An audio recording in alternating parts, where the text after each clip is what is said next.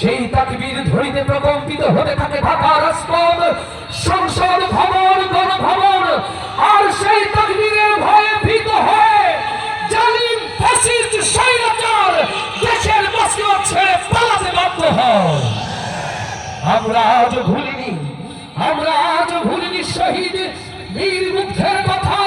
আমরা আজও ভুলিনি আমার ভাই আবু সাঈদের গুলিবিদ্ধ দেহ। আমরা আজও ভুলিনি মায়ের কোলের অবুঝ শিশুর আর্তনাদ। আমরা ভুলিনি আগুনে ঝলসানো আমার প্রিয় ভাইয়ের পোড়া দেহ। ও আমার প্রিয় ভাইরা, সময় এসেছে উত্তম পরিকল্পনাকারী যে আল্লাহ এই জমিনের কোরআন প্রেমিকদেরকে দেশ ছাড়া করতে চেয়েছিল,